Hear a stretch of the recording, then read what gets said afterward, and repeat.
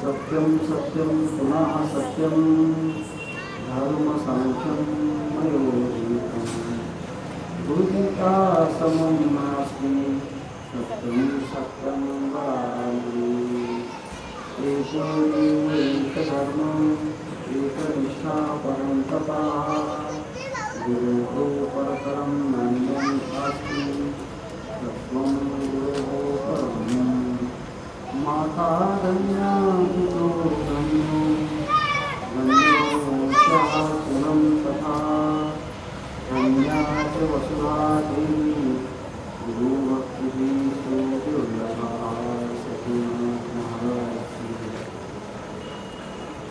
कल के हम प्रवचन में देखा है कि आत्मज्ञानी जीवात्मा परमात्मा में विलीन होकर जहाँ कहीं भी रहता है, जिस अवस्था में रहता है, वह एकांत आनंदित ही होता है। आनंदित होना यह दूसरी बात है।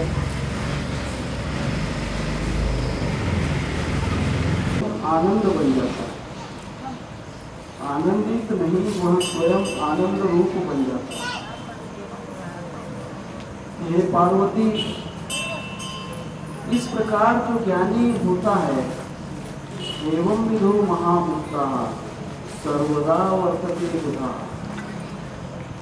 इस प्रकार जो मुक्त होता है, ज्ञानी मनुष्य होता है, नित्य वर्तमान होता है, न वह भूतकाल होता है न भविष्यकाल। ख्याल कीजिए, संसार में दो ही अवस्थाएं जो है मिथ्या है। भूतकाल जा चुका है इसलिए मिथ्या है, भविष्यकाल का भरोसा नहीं, कल होगा या नहीं होगा इसलिए वह भी मिथ्या ही माना जाता है। वर्तमान सत्य है, वर्तमान का जो क्षण है वही सत्य है। अभी 5 मिनट पहले मैंने आपके पास जो प्रवचन किया, जो बात बताई, वह बात चली गई, अब दोबारा वह नहीं हुई। अब के समय के लिए वह बात मिथ्या है। अब से अगले सेकंड में, अगले मिनट में जो बात होगी वह होगी या नहीं होगी, इसीलिए वह भी मिथ्या है।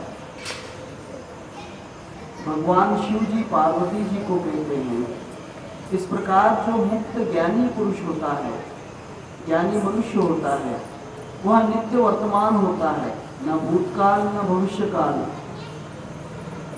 भविष्यकाल कल्पनाओं का अंग है और भूतकाल जो होता है व्यतीत अंग है, गुजरा हुआ अंग है। इसीलिए उस महात्मा को, उस महात्मा की जो प्रयत्न पूर्वक सद्भावना से भक्ति करे, वह सब प्रकार के संशय दूर करके, अर्थात उन संशयों को मिटाकर मुक्त हो जाता है। इतना ही नहीं, वह भोग और मोक्ष इन दोनों बातों को सहजता से प्राप्त कर लेता है। और सबसे तो बड़ी बात यह है, जिह्वाग्रेच सरस्वती, उसको ज्ञान की प्राप्ति हो जाती है, उसकी जिह्वा पर सरस्वती आ जाती है। यह बातें गुरु भक्ति की हैं, अर्थात जो मुक्त पुरुष हैं उनके पास रहने से, जो ज्ञानी और मुक्त पुरुष हैं उनके पास रहने से मनुष्य वर्तमान में पहुंच जाता है। हम जो भी भक्ति करते हैं वह भविष्य के विचार से करते हैं, भविष्य का अंग है, भविष्य की कल्पनाओं पे करते हैं। परंतु ज्ञानी और मुक्त जो होते हैं वे वर्तमान में ही भक्ति करवाते हैं। वे ऐसा नहीं कहते कि तुम्हारा आत्मा आज तुम्हारे अंदर नहीं है, कुछ दिनों के बाद तुम्हारे अंदर आत्मा आ जाएगा, ऐसी बात नहीं है। वहां पर सहज अवस्था आ जाती है। तस्य सर्व प्रयत्न भाव भक्तिं करोति यहाँ। हे पार्वती, जो कोई महात्मा की, उस गुरु की जो प्रयत्न पूर्वक सद्भावना से भक्ति करता है, उसकी क्या होती है? सर्व संदेह रहित तो मुक्तो भवति पार्वती। उसके सभी संशय कट जाते हैं, उसके सब भ्रम दूर हो जाते हैं, अज्ञान का विनाश हो जाता है और वहाँ मुक्तिम मुक्तिम द्वयम तस्य जिह्वाग्रेच सरस्वती, उसे भोग और मोक्ष इन दोनों की सहज सुलभता से प्राप्ति हो जाती है। अर्थात यह एक विशेष बात है। हमें जीवन में सिद्धियों की आवश्यकता नहीं, चमत्कारों की आवश्यकता नहीं, हमें आवश्यकता है अपने स्वरूप की,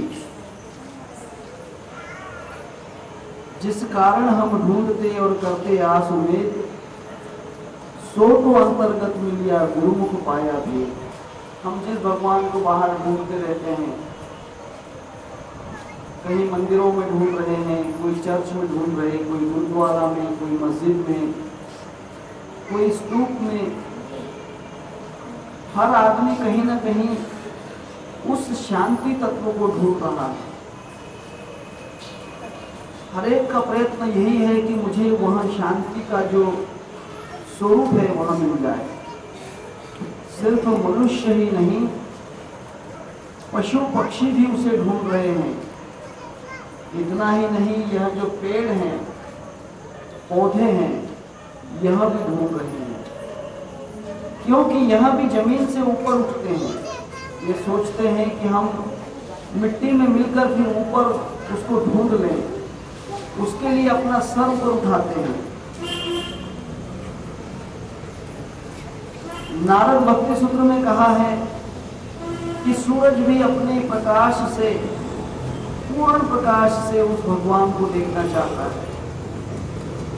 चंद्रमा भी अपने प्रकाश के द्वारा उस ही परमात्मा को ढूंढ रहा है।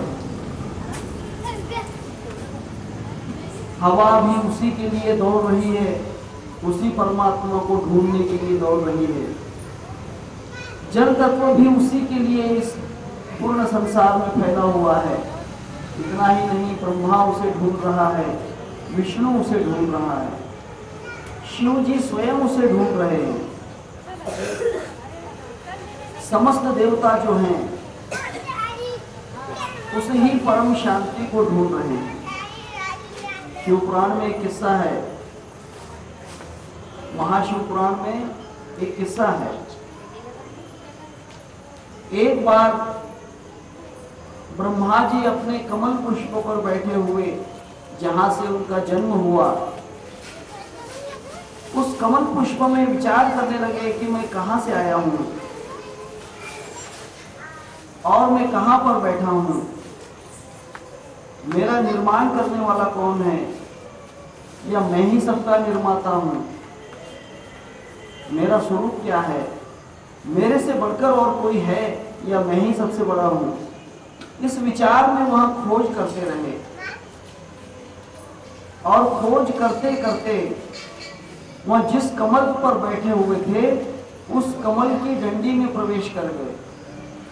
कमल की डंडी होती है, लंबी डंडी होती है कमल की, उस डंडी में वहां प्रवेश कर गए।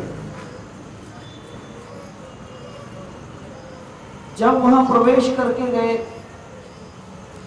वहां जो कमल था भगवान महाविष्णु के नाभि से निकला हुआ कमल था। भगवान महाविष्णु के नाभि से निकला हुआ कमल था। उस कमल के द्वारा वह भगवान के उदर में प्रवेश कर गए, पेट में चले गए। पेट में सब जगह ढूंढते रहे कि कौन कहाँ है, समझ में नहीं आया।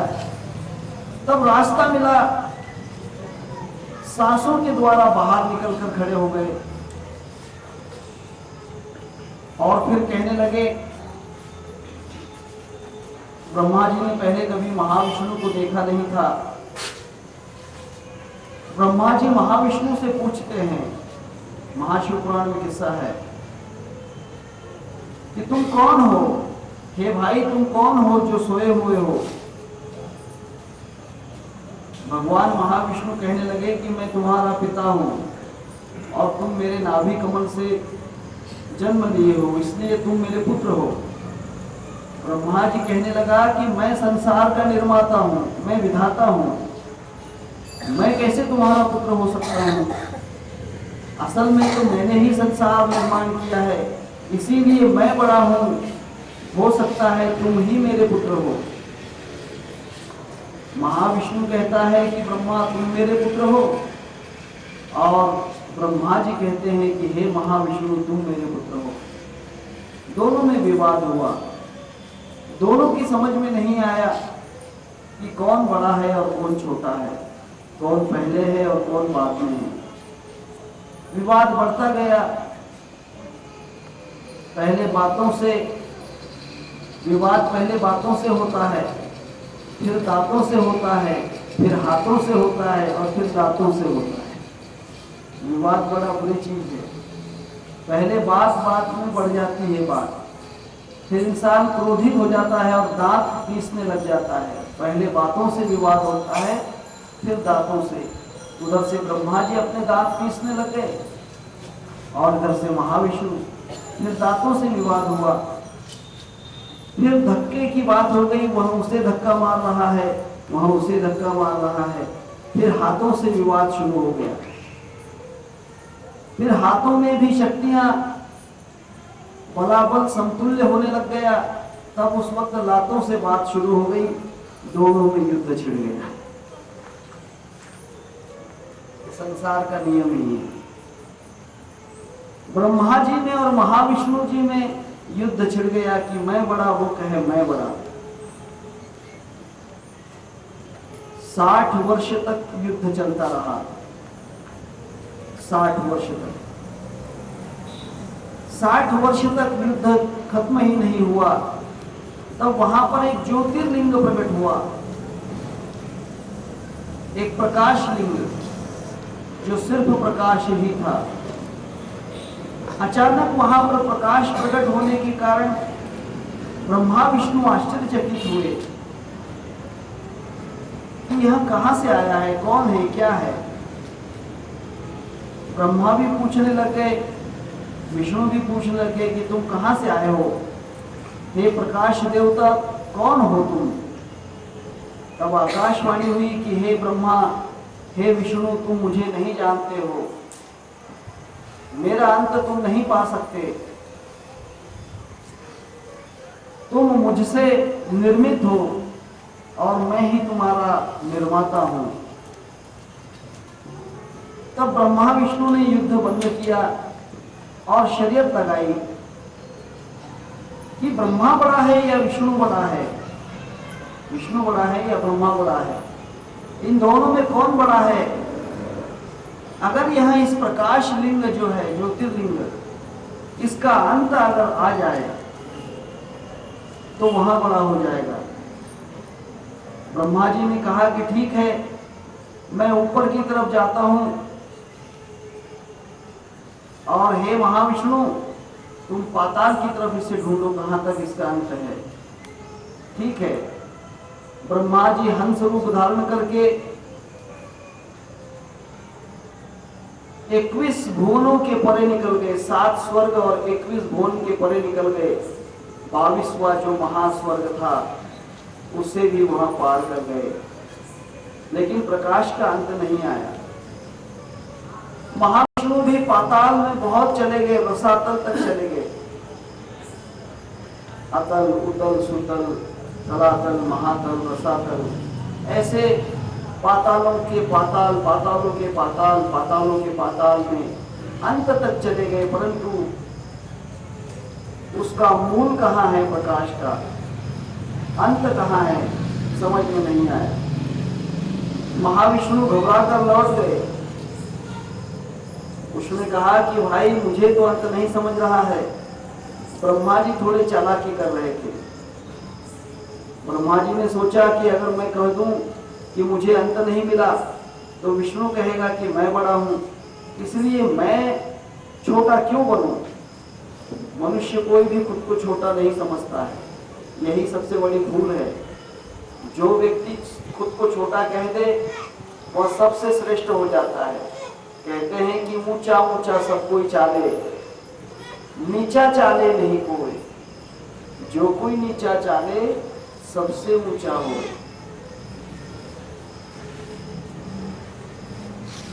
कहते हैं ऊंचा पेड़ खजूर का जो है, वहां पर कितना भी अगर गया तो पंछी को छाया नहीं, पंछियों को आसरा नहीं मिलता है। ऊंचाई पे आसरा नहीं मिलता, नीचाई में आसरा है, छोटे में आसरा है, बड़प्पन में कोई बात नहीं। महाविष्णु कहने लगे कि भाई झंझट कौन ले, मैंने तो देखा ही नहीं है, तो क्यों बड़प्पन करें। लेकिन ब्रह्मा ने सोचा कि मैं छोटा क्यों बनूं, इसलिए वहां अपने हाथ में एक केतकी का वृक्ष लेके आया, छोटा पौधा केतकी का, जो संसार में कभी पूजा में काम नहीं आता, कोई भी पूजा में काम नहीं आता, क्योंकि केतकी को अभद्र माना गया है। झूठी साक्ष्य में यह आ गया, इसीलिए उसे अभद्र माना गया। और साथ में एक कामधेनु को लेकर आया, कामधेनु को लेकर आया और कामधेनु से कहा कि हे कामधेनु, तुम मेरी तरफ से साक्ष्य दे देना और कह देना कि ब्रह्मा जी ने इस प्रकाश का अंत देख लिया है, इसका मुकुट देख लिया है। गाय ने कहा कि ठीक है। कामधेनु ने लौट कर आए, ब्रह्मा जी से महाविष्णु ने पूछा कि भाई देखा। ब्रह्मा ने कहा कि वाह, मैं क्या देख नहीं सकता हूँ, अरे मैं तो संसार की हर चीज का अंत जानता हूँ। विष्णु ने कहा कि भाई मुझे तो समझ में नहीं आता, मैंने तो उसका अंत नहीं पाया है।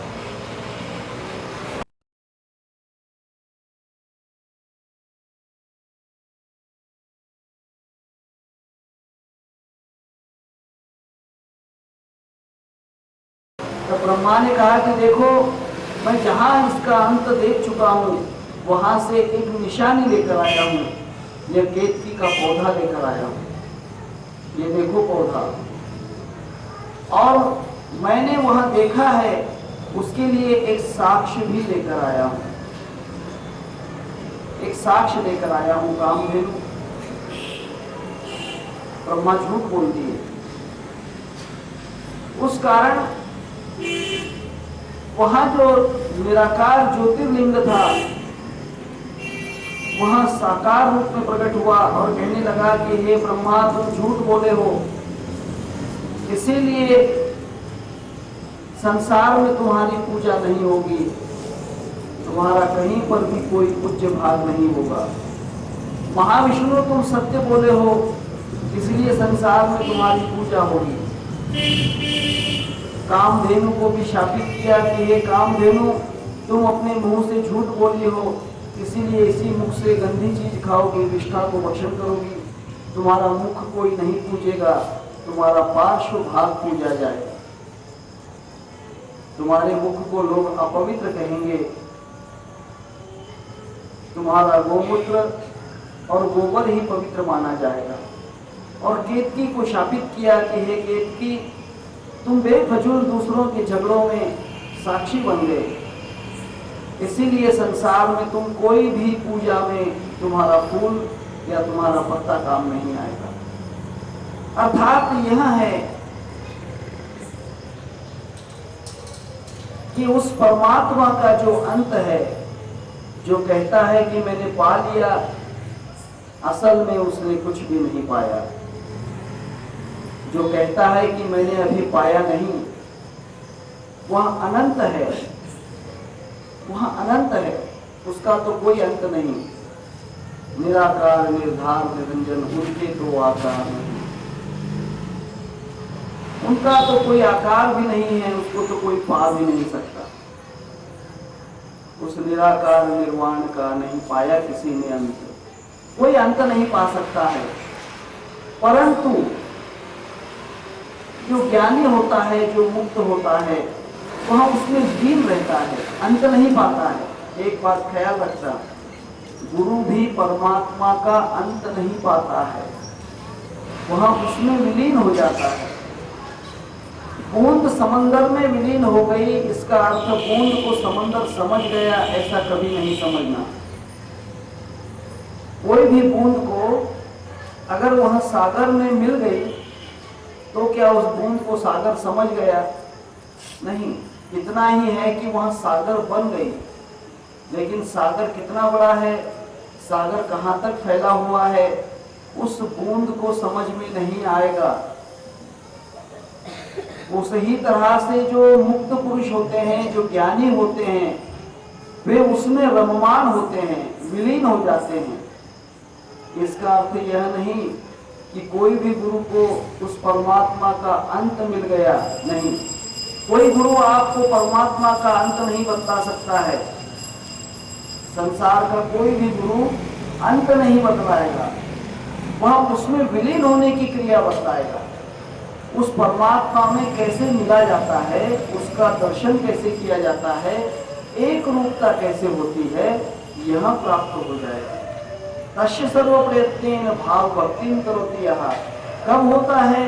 जब उसकी हम प्रयत्न पूर्वक सद्भावना से भक्ति करते हैं, प्रयत्न पूर्वक सद्भावना से भक्ति करते हैं। बूंद समंदर कब बनती है? जब वहां आसमान से सीधी जल में उतर जाती है, समंदर में उतर जाती है, खुद को समंदर में मिटा देती है।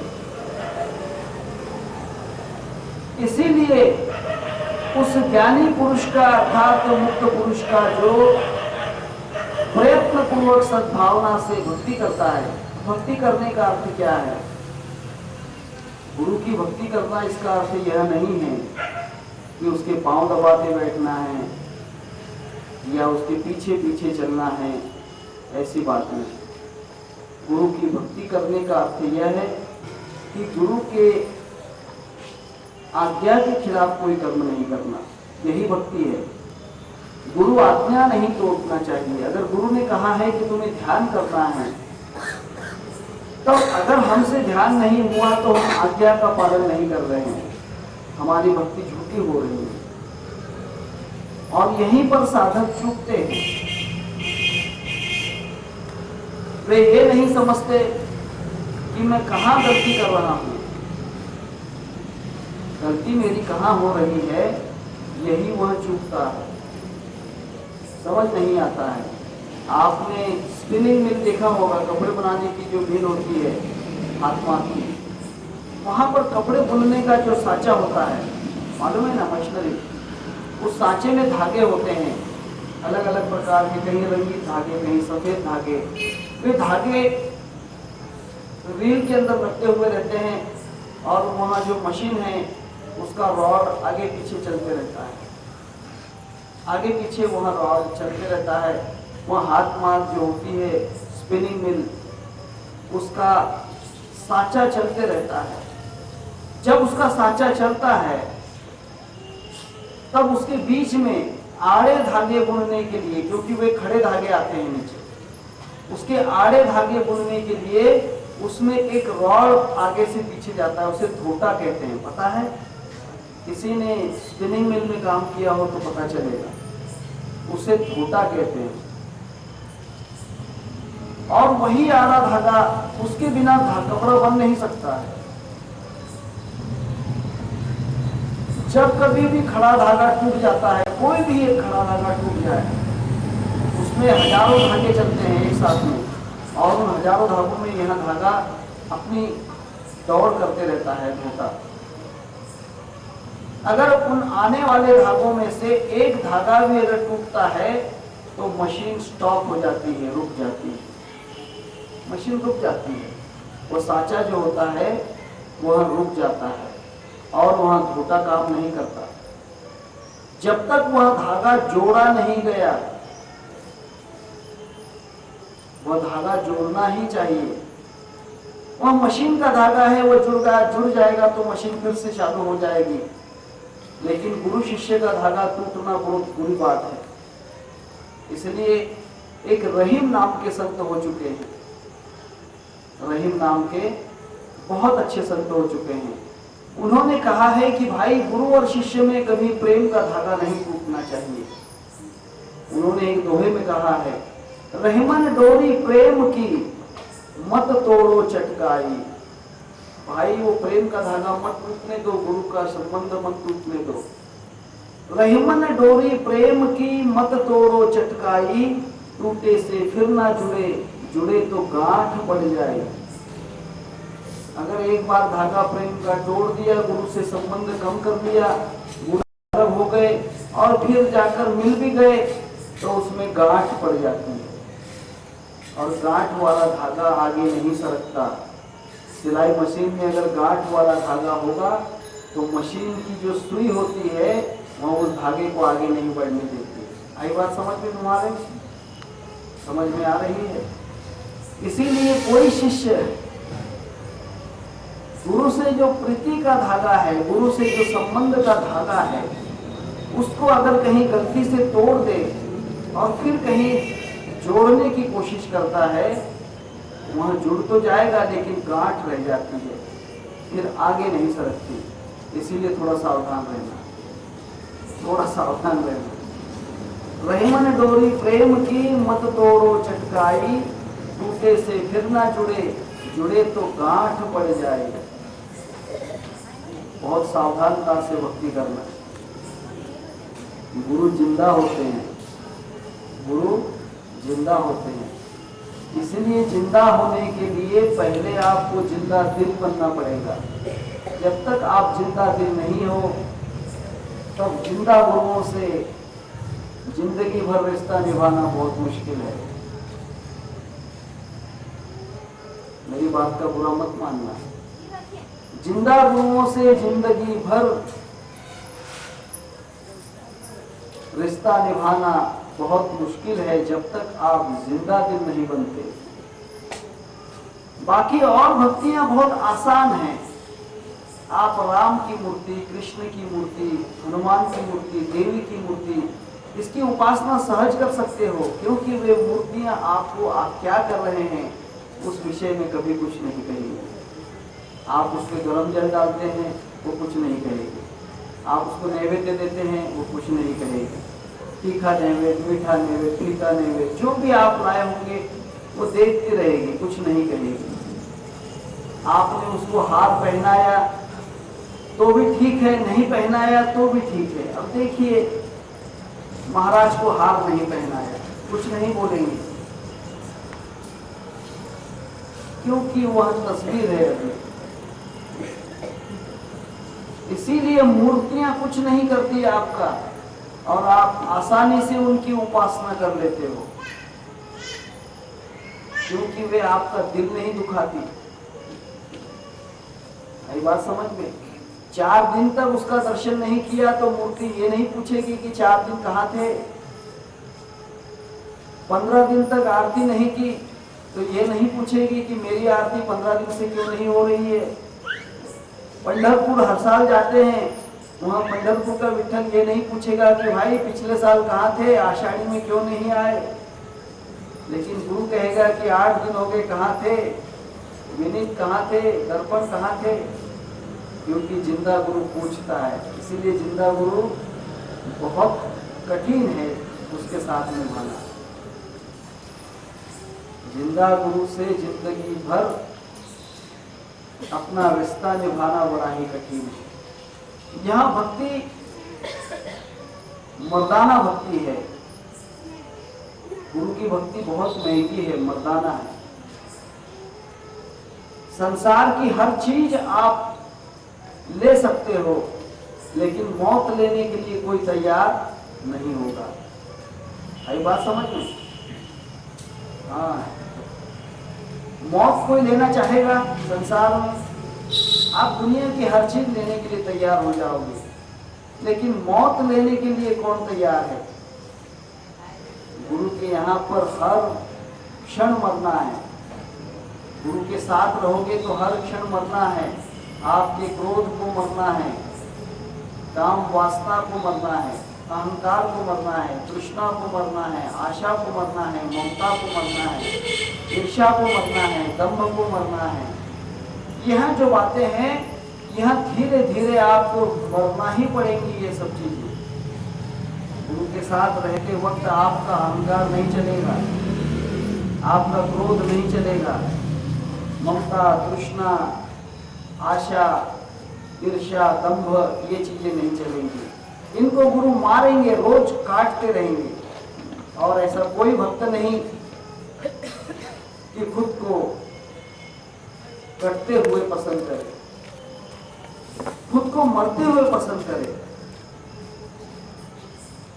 इसी एक अच्छे शायर ने कहा है, वे शायर कहते हैं, सरफरोशी की तमन्ना है तो सर पैदा करो, और तीर खाने की तमन्ना है तो जिगर पैदा करो।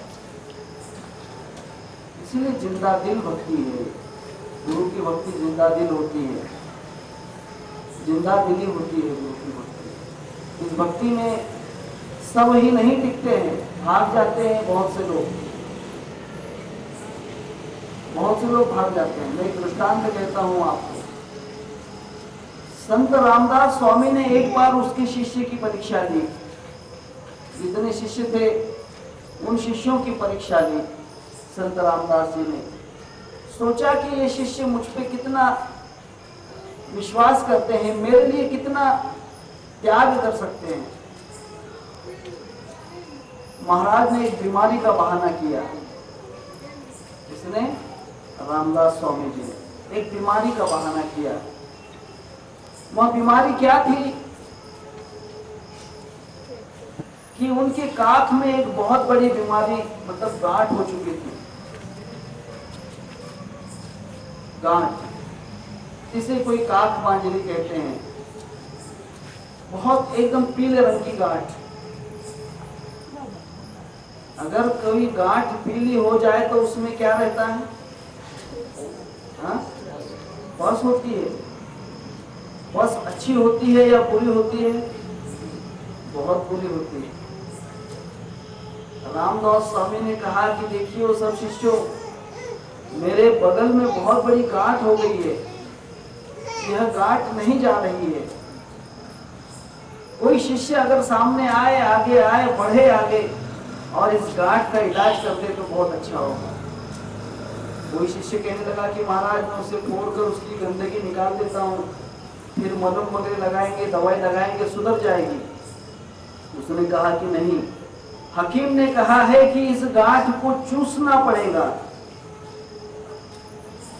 संत रामदास स्वामी ने शिष्यों की परीक्षा की, इस गांठ को चूसना पड़ेगा। कोई भी शिष्य आगे आ जाए।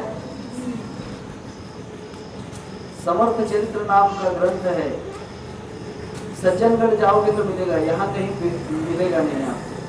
सातारे के पास सज्जनगढ़ है, रामदास स्वामी की समाधि का स्थान है, वहां पर ये ग्रंथ आपको मिलेंगे, मोल मिल सकते हैं, वहां से आप खरीद सकते हो। भगवान ने चाहा तो मैं आपको जरूर सज्जनगढ़ ले जाऊंगा। सातारा कोई ज्यादा दूर नहीं है, बहुत अच्छा स्थान है। पूना कोल्हापुर रोड पर ही सातारा है, कोई ज्यादा दूर नहीं।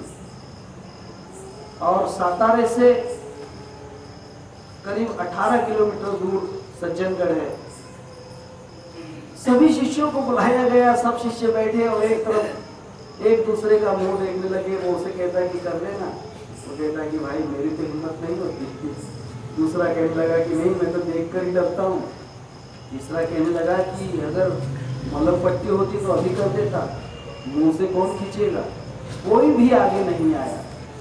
रामदास स्वामी ने कहा कि देखो मेरे प्राण निकल रहे हैं, बहुत परेशानी हो रही है और इसको जल्दी से खींचो, नहीं तो सुबह तक तो मैं मर ही जाऊंगा। कोई शिष्य आगे नहीं आ रहे। उनका कल्याण नाम का शिष्य जो था, महाराज के स्नान के लिए जल लेने गया था। आप जाएंगे कभी सज्जनगढ़ तो देखना, उस किले पर महाराज जहां पर रहते थे, उस किले से करीब 4 किलोमीटर नीचे गहराई में खाई में एक नदी है। उस नदी से वहां जाकर आप देखना, पानी लाने के लिए हंडे कितने बड़े होते थे, तांबे के हंडे हैं, कॉपर के। एक हंडा करीब उसमें 200 लीटर पानी आता होगा। एक बड़ा जो ड्राम आता है ना, उतना पानी। 2 हंडे पानी लाते थे, एक सर के ऊपर और एक अपने कांधे पर। 2 हंडे लेकर आते थे।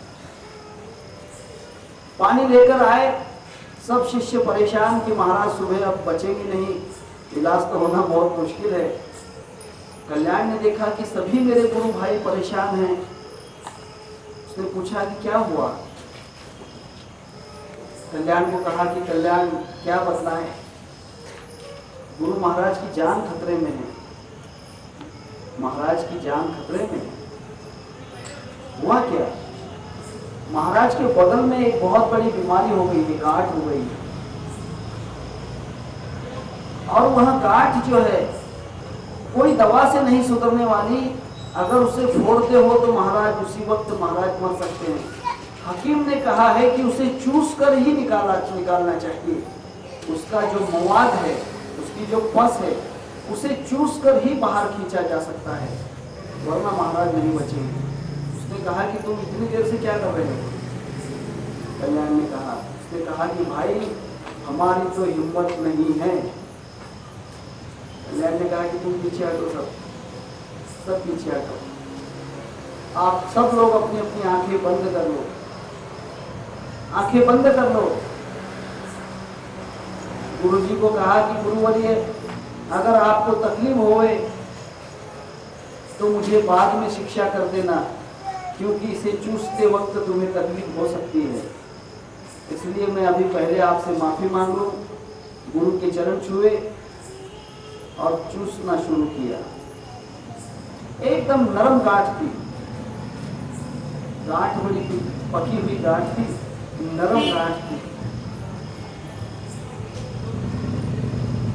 कल्याण ने कहा कि शायद कहीं दूसरी तरफ से ना फूट जाए, क्योंकि गांठ का भरोसा नहीं होता है। थोड़े फुंसियों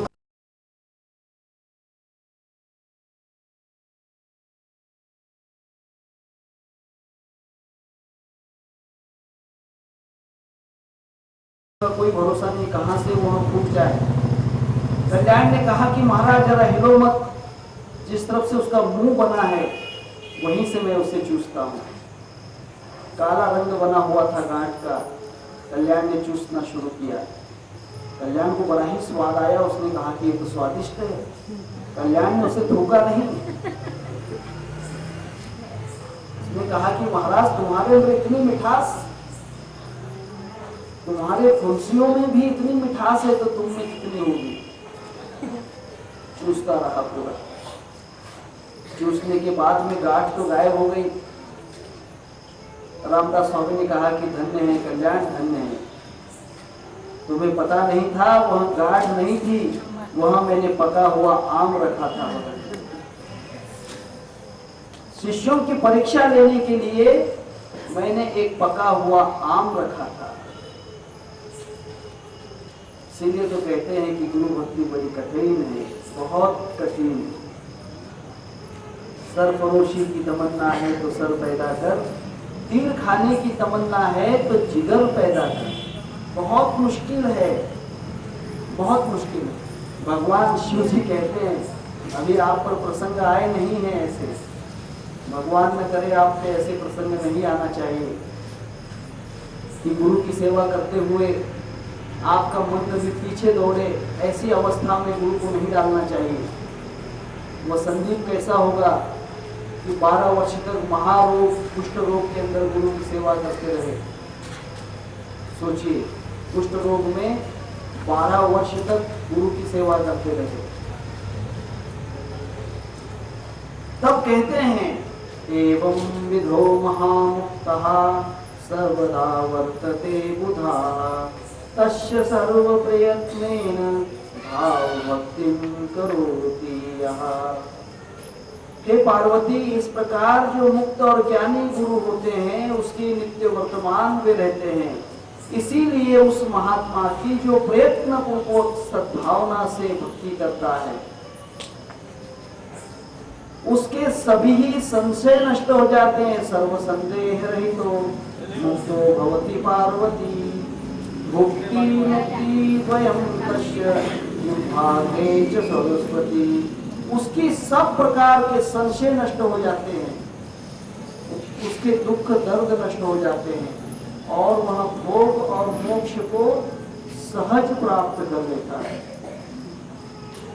इतना ही नहीं है पार्वती, जिह्वाग्रे च सरस्वती, उसके जिह्वा के ऊपर सरस्वती वास करती है। सरस्वती उसके जिह्वा पर वास करने लग जाती है। वह ज्ञान का दृष्टा हो जाता है। ज्ञान उसकी दृष्टि में अपने आप प्रवेश कर जाता है।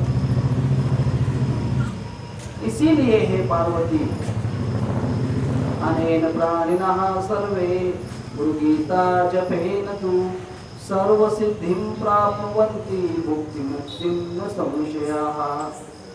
इसीलिए हे पार्वती, यह गुरु गीता के जाप से सर्व सिद्धियां भोग और मोक्ष प्राप्त होते हैं, इसमें कोई भी संदेह नहीं। मैंने कहा कि गुरु गीता किताब से कुछ नहीं होगा। गुरु गीता जिसका वर्णन करती है उसका ही सहारा चाहिए। घर में इलेक्ट्रिक फिटिंग करने से कुछ नहीं होगा, मीटर लगा लेने से कुछ नहीं होगा। उसका कनेक्शन जहां से बिजली आ रही है वहां से वह कनेक्टेड चाहिए। नहीं तो कोई व्यक्ति सोचेगा कि मैं गुरु गीता की किताब पढ़ूंगा और मुझे सब प्रकार का ज्ञान प्राप्त हो जाएगा, भक्ति मुक्ति प्राप्त हो जाएगी, सब प्रकार की सिद्धियां प्राप्त हो जाएगी। किताब से कुछ नहीं होगा। किताब जिस शक्ति से उतरी है और जिस शक्ति के लिए किताब बनी है उसके ही सामर्थ्य से यह होता है। यह भूल में कभी मत रहना। अनेन प्राणिनः सर्वे गुरु गीता जपेन तु सर्व सिद्धिं प्राप्नुवन्ति भुक्तिं मुक्तिं न संशयः। हे पार्वती, उसे भोग मोक्ष सर्व सिद्धि गुरु गीता के जाप से प्राप्त हो सकती हैं, परंतु उसका जो मूल स्तोत्र है वह गुरु है। और मूल स्तोत्र से जब तक उसका संबंध नहीं होता तब तब तक गुरु गीता भी कुछ नहीं कर सकती। घर में इलेक्ट्रिक फिटिंग हो, पंखे लगा दिए, कूलर लगा दिए, हीटर लगा दिए, टीवी लगा दी, मीटर लगा दिया, सब कुछ ठीक ठाक है, परंतु अगर उसका कनेक्शन बिजली से नहीं हुआ, जहां से बिजली प्रवाहित हो रही है, तब घर में अंधेरा ही अंधेरा रहेगा। इसीलिए हे पार्वती, भगवान शिव जी कहते हैं सत्यम सत्यम पुनः सत्यम धर्मम सांख्यम मयोदितम गुरु गीता समम न आस्ति सत्यम सत्यम वरानने। हे पार्वती, इसीलिए मैं 3 बार सत्य सत्य सत्य कहता हूं। धर्म सांख्यम मयोदितम गुरु गीता समम नास्ति सत्यम सत्यम वरानने। हे पार्वती, मैंने यहाँ जो गुरु गीता कही है, इसके समान अन्य कुछ भी नहीं। यह मैं तुम्हें बार बार समझा कर कहता हूँ, और मैंने यही सांख्य धर्म प्रकट किया है। यहाँ मैं त्रिवार कहता हूँ कि ये सत्य है, सत्य है, सत्य है। अब सांख्य धर्म क्या है? भगवत गीता में भी दूसरा अध्याय है सांख्य योग नाम का, पता होगा आपको। ओम तत्सदिति श्रीमद् भगवत गीता उपनिषत्सु ब्रह्म विद्यायाम योग शास्त्रे श्री कृष्णार्जुन संवादे सांख्य योग नाम द्वितीय अध्याय। यह सांख्य योग है। अब सांख्य योग का सिद्धांत जो है, सांख्य योग बड़ा ही विचित्र है, जिसे कपिल मुनि ने प्रकट किया है। भागवत में मैं कहता रहता हूँ, कपिल मुनि देवहूति, माता देवहूति और पिता कर्दम, इनके द्वारा भगवान का जो अवतार है, जिसे अंश अवतार कहते हैं, पूर्ण अवतार नहीं। पूर्ण अवतार सिर्फ कृष्ण और राम है, बाकी अंश अवतार है। कृष्ण महापूर्ण अवतार है। भगवान के जो 24 अवतार हैं, उनमें से कृष्ण महा अवतार माना गया है, क्योंकि कृष्ण ने कोई भी चीज का निषेध नहीं किया,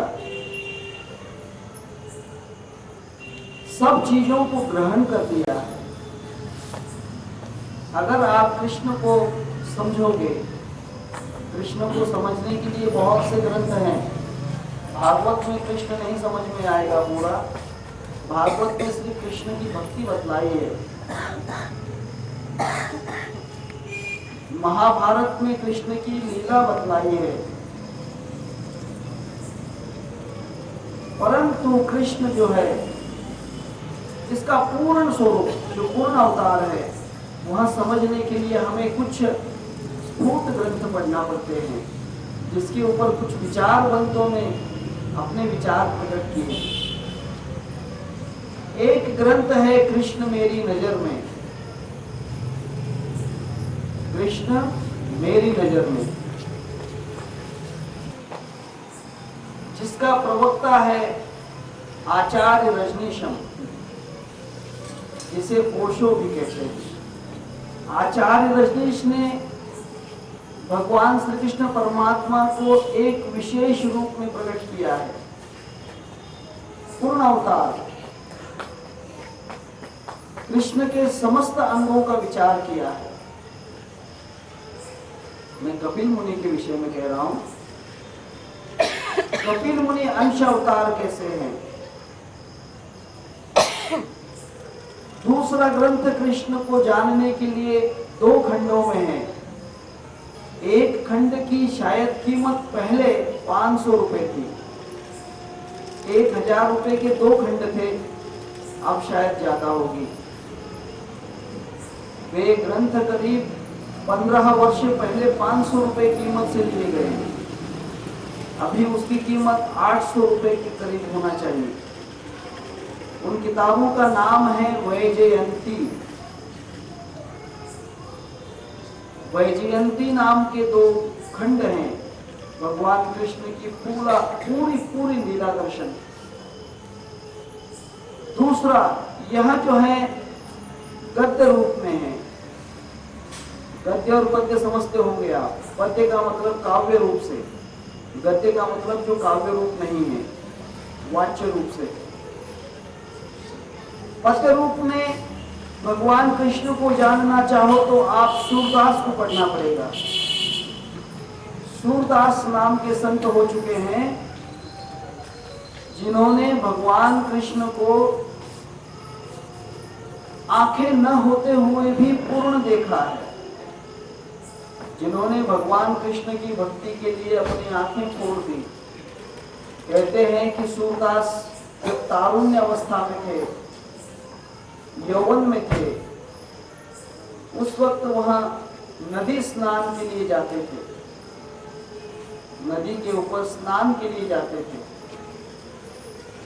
वहां पर कुछ कन्याएं जल भरने के लिए आया करती थी। जल भरने के पहले वे वहां पर स्नान करती थी नदी के प्रवाह में, और स्नान करने के बाद फिर जल लेकर रोज अपने घर पहुंचती थी। उसी नारियों में से सूरदास ने किसी एक नारी को देख लिया। तब सूरदास का मन उस नारी के ऊपर आकर्षित हुआ। मन कहाँ चला जाएगा ऐसे कोई नहीं कह सकता। मन भटकत है भटकावत है, मन अटकत है अटकावत है। मन कहाँ पर चला जाएगा इसका कोई भी ठिकाना नहीं है। तब सूरदास उस नारी को देखकर विवंचना में पड़ गए कि यह मुझे मिल जाए तो कितना अच्छा होगा, मैं इसे रोज देखूं तो कितना अच्छा होगा। सूरदास उन नारियों के स्नान और जल भरने के लिए जो आती थी, उनके पहले ही नदी में जाकर रोज बैठने लग गए, रोज बैठने लग गए। और वे नारियां, सूरदास एक पत्थर के पीछे छुप कर बैठते थे। कृष्ण भक्त थे बचपन से, कृष्ण के पूर्ण भक्त थे, और एक पत्थर के पीछे छुपकर उन नारियों का स्नान क्रीड़ा देखते थे, नारियों की स्नान क्रीड़ा देखते थे। अब वहां देखने वाली तो बात है ही नहीं, देखना भी नहीं चाहिए। नारियों की स्नान क्रीड़ा में वहां बहुत रस लेने लग गए, और उसमें से एक जो नारी थी उसकी तरफ वे बार बार देखते। उस कारण उनकी रातों की नींद खराब हो गई। नींद में खलल निर्माण हुआ, विघ्न निर्माण होने लग गया। नींद खराब होने से सुबह भगवान के उपासना के लिए उठते थे, फिर लेट उठने लग गए। जैसे हम लोग 12 बजे तक 1 बजे तक टीवी देखते हैं, तो सुबह 11 बजे तक पांव पसार के सोते रहते। 12 बजे तक टीवी देखेंगे तो सुबह के 11 बजे तक तो सोना ही है। यहाँ रात भर सोता भी नहीं था, विचार करता था। उस कारण सुबह की जो भक्ति थी, कृष्ण भगवान की पूजा पाठ सब भूल गया। और सुबह उठा कि नदी पर, रोज उठा कि नदी पर। एक दिन इसने विचार किया सूरदास ने कि मैं भगवान की भक्ति क्यों भूल रहा हूं। मेरे अंदर जो भगवान की प्रीति थी, मैं भगवान की मूर्ति को देखे बिना तो जल भी नहीं लेता था। अब तो मंदिर में भी जाना बंद हो गया, सब कुछ बंद होता जा रहा है। कारण क्या है? कारण तो स्पष्ट ही था। उस नारी को देखने के कारण मन में बार बार वही विचार आते थे। मैंने कहा ना, शरीर का 80% जो हिस्सा है वहां आंखें हैं। आंखें इंसान को सुधार भी देती हैं और आंखें बिगाड़ भी देती हैं। अगर आंखों को अच्छी जगह इस्तेमाल करो तो ब्रह्म बन जाओगे। आंखों को भगवान के दर्शन में लगा दोगे तो भगवान ही बन जाओगे। और आंखों को अगर संसार में लगा दोगे तो फिर जन्म मरण में फंस जाओगे। आंखें 80% हमारी जो ऊर्जा होती है, एनर्जी होती है, शक्ति होती है, तेज होता है, वह 80% आंखों से निकलता है। 80% तेज आंखों से ही बहता है। इसीलिए नींद भगवान ने दी है कि तुम्हारी शक्ति, आंखों की जो शक्ति है वहां ज्यादा नष्ट न हो, इसलिए निद्रा गई है। इसीलिए ध्यान में आंखें बंद करके कहा गया है, आंखें खोल के ध्यान नहीं, क्योंकि एनर्जी नष्ट होती है। ध्यान में ऊर्जा तैयार होती है, एनर्जी बढ़ती है, वह आंखों से बाहर न नष्ट हो जाए, इसलिए आंखें बंद करके ध्यान किया जाता है। सूरदास ने सोचा कि मेरी आंखों में नींद नहीं, अब तो भगवान के दर्शन की भी इच्छा नहीं, इसका कारण क्या है? सूरदास के समझ में आ गया कि वही नारी, उस नारी के कारण मैं भगवान को भूलता चला जा रहा हूं। सूरदास बहुत विचारवंत थे, जल्दी समझ गए तो बहुत समझ गए। एक जगह एक शेर में कहा है, इश्क में रखकर कदम संभल गया तो खैर, अर्थात किसी के इश्क में अगर दीवाने हो गए तो संभल गए तो बहुत अच्छा है, नहीं संभले तो, शायर कहता है, इश्क में रखकर कदम संभल गया तो खैर, वरना फिसला तो फिसलता ही चला जाता है।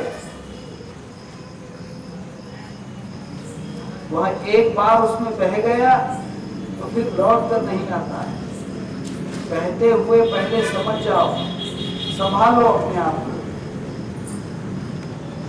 कबीरदास भी बड़ा अच्छा कहते हैं, गिर गया हाथ से साबन तो फिर गोता खाए। अगर हाथ से विचार, विवेक का साबन, ज्ञान का साबन छूट गया तो बार बार गोता खाता है। सूरदास संभल गए। बहुत से दीवाने लोग संभलते नहीं हैं, एक बार ठोकर खा ली फिर भी नहीं संभलते, फिर ठोकरे खाते हैं फिर भी नहीं संभलते, एक ने जूते लगा दिए फिर भी नहीं सुधरते, एक ने पुलिस कंप्लेन कर दी फिर भी नहीं सुधरते, एक अपने पिताजी को लेकर वहां पहुंच जाती है कि ये मुझे रास्ते में तंग करता है, पिताजी भी पीटते हैं फिर भी नहीं सुधरते। उसके पिताजी को कहते हैं कि तुम्हारा लड़का हमारा नाम लेता है, घर में पिताजी मारते हैं, बड़े भाई मारते हैं फिर भी नहीं सुधरते। आखिर जूते खाते खाते बर्बाद हो गए। सूरदास समझ गए और सूरदास ने कहा कि मेरा भक्ति का मार्ग नष्ट करने वाली ये दो आंखें हैं, इन आंखों के कारण ही मैं भक्ति की जो ऊर्जा है उस नारी की तरफ नष्ट कर रहा हूं। घर पर आए और आने के बाद दो लोहे की सलाखें थी, दो लोहे की सलाखें गरम की, लाल गरम करके और अपनी आंखों में डाल दी। खुद की आंखों में दो सलाखें डाल दी और सूरदास अंधे हो गए। सूरदास का नाम कहते हैं कि पहले सूर्यकांत था, सूर्यकांत नाम था उनका, परंतु आंखें फोड़ने के कारण उससे उसका नाम सूरदास हो गया। और फिर कृष्ण की भक्ति के अंदर आंखें फूटने के बाद भी कृष्ण के सिवा किसी को नहीं देखा, और कृष्ण के जैसे जैसे दर्शन होते थे, जिस जिस रूप में दर्शन होते थे, वे सब उन्होंने पद्य के अंदर अर्थात कविताओं के अंदर, भजन के अंदर लिखे हैं। आप भगवान कृष्ण का अवतार जानना चाहते हो तो सूरदास की जो पदावली है यह समझेंगे। अब रही बात कपिल मुनि जी की। कपिल मुनि सांख्य योग दर्शन के दृष्टा हैं। पिता कर्दम, माता देवहूति, इनके यहाँ पुत्र हैं। इन्होंने सांख्य योग शास्त्र इस जगत में प्रकट करके दिया है। सांख्य योग शास्त्र का बड़ा ही विख्यात दर्शन है। भगवान स्वयं खुद को सांख्य योग कहते हैं। सांख्यानाम अहम सांख्यानाम अर्जुना, हे अर्जुन मैं सांख्य योग हूं। अन्य योगों को भगवान कृष्ण स्वीकार नहीं करते, मैं तो सांख्य योग हूं। सांख्य योग में ऐसी क्या विशेषता है? अब भगवान शिव जी भी कहते हैं कि हे पार्वती, मैंने तुम्हें सांख्य योग कहा है। सत्यम सत्यम पुनः सत्यम धर्मम सांख्यम मयोदीतम गुरु गीता समम नास्ति सत्यम सत्यम वरानने। हे पार्वती, मैंने गुरु गीता के समान अन्य कोई भी नहीं, यह सत्य है, यह सत्य है, यह सत्य है, और इसी के द्वारा मैंने सांख्य धर्म प्रकट किया है। यह त्रिवार सत्य है, त्रिवार सत्य है, त्रिवार सत्य है। मैंने गुरु गीता के द्वारा, अब गुरु गीता में सांख्य कहाँ है? सांख्य योग दर्शन है गुरु गीता में, अगर आपकी समझ में आए तो। सांख्य का अर्थ यह है कि एक में सब मिला हुआ है और वह किसी में नहीं मिला हुआ।